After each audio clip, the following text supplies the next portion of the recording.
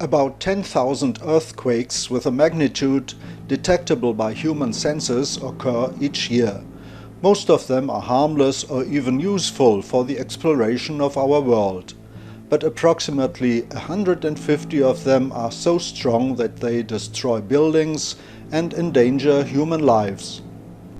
So in August 2010, an expedition with participants from Siberia and from Berlin started to the Altai Mountains to test and find out methods for the prediction of earthquakes.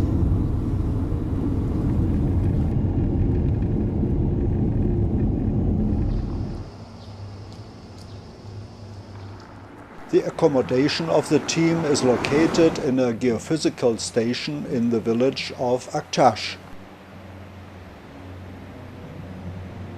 The Altai Mountains comprise the most distal region of active continental shortening in the India-Eurasia collision zone.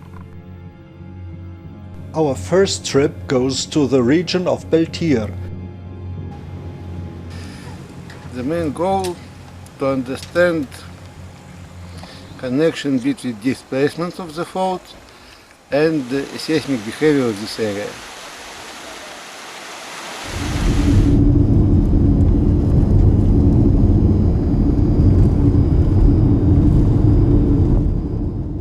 The earthquake of 2003 had a magnitude of 7.4. The village of Peltier is located nearest to the epicenter.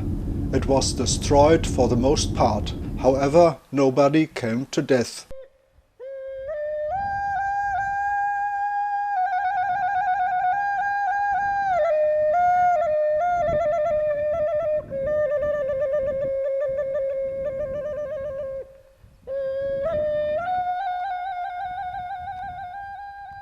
The journey goes on along the epicenter to an area where the earthquake has left many ruptures. A large number of aftershock activities occurred here. The first measuring point is located in a long crack.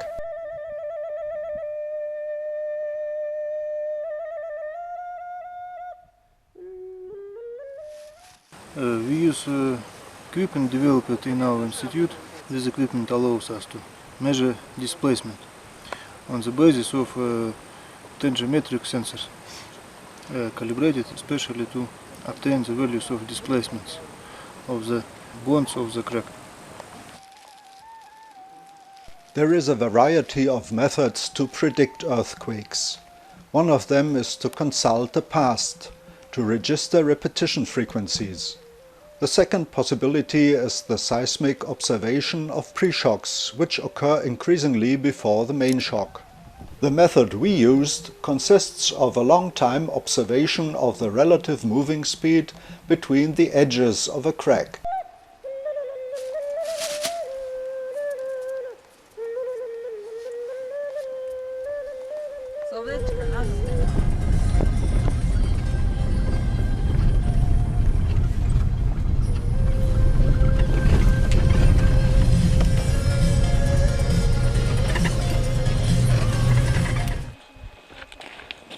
The second task of our expedition was to find more measurement positions for the future.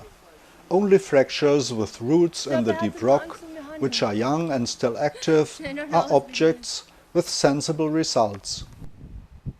Only an old drawing from some natives could be found in this area. And after a long working day, also scientists need to eat something. With spectators. The next location of our activities is the Mentujarik River. Here we hope to find some interesting boundaries between rocks which are actively gliding against each other. But for further measurements there is another aspect to consider. It must be possible to find a basis for the installation of sensors and to transport the equipment to that place.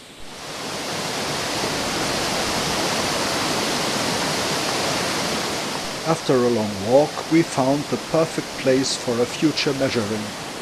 An active crack with the possibility of installing sensors which can be hidden against the access of foreigners.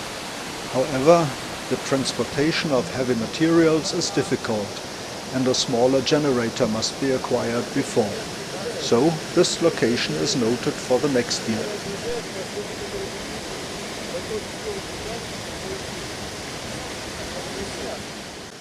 Now we come to the third location of our work. About 15 kilometers from Aktash, there is a solitary mountain inside a river valley. It is just a large rock with several cracks.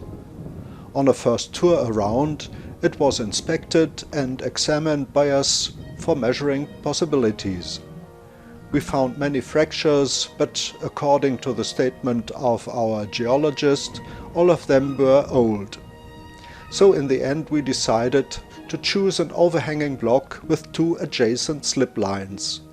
We hoped it could serve for a model of the real processes in an active earthquake opening. Here we have ancient shear zone, which demonstrates displacement caused by gravitation. For this reason, displacement transducers were attached here and equipped with measurement devices and power supplies, and then covered with foil to protect them against sun and rain.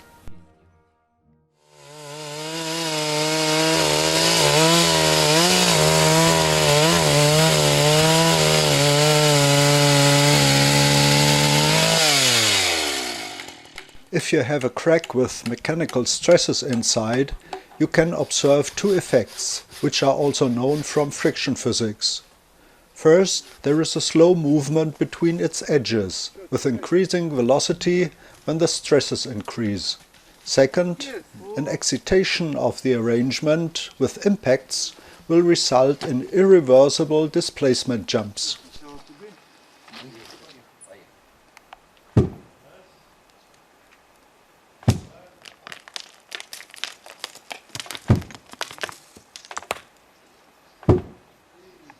In this place we see that it is not sufficient to be an outstanding scientist in earthquake research, but you also must be a good craftsman and be able to improvise and to do hard physical work.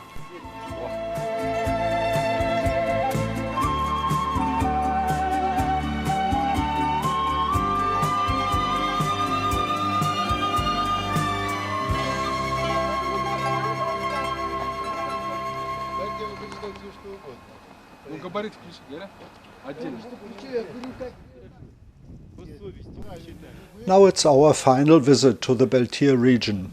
At first, the measurement equipment is unpacked and inspected. After that, the recorded results are copied to a notebook and checked for plausibility. When we have a look at the diagrams, we see a periodical behavior in the rhythm of a day. But there is also a trend with steadily increasing displacement. There was a second measurement place where the crack went vertically. Here you can see a periodical fluctuation, but no trend.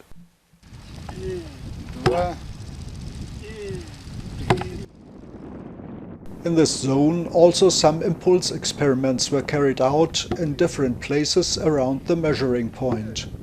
And finally, the equipment was provided with a bigger battery for a long-time measurement and then covered with a protective foil and some stones against rain and wind, and to hide it from curious people and animals.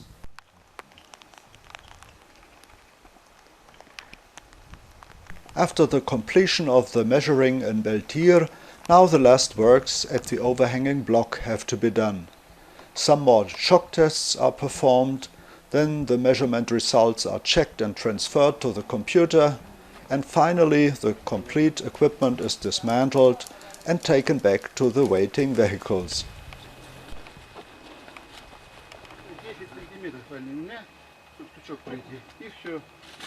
Again we take a look at the measurement diagrams. Since the mountain slope is facing south, of course we see a distinctive 24-hour cycle. But we also can observe a steady trend during the whole period of the measurement. This shows that the block, as expected, is slowly slipping down. Вот они начали, это горообразование. Now we come to a quite different aspect of our expedition. Physical science has to observe nature, to extract models and to find laws for their description. But all of that takes place in a real world. And that is why we complete this movie with some impressions of the environment in which our investigations took place.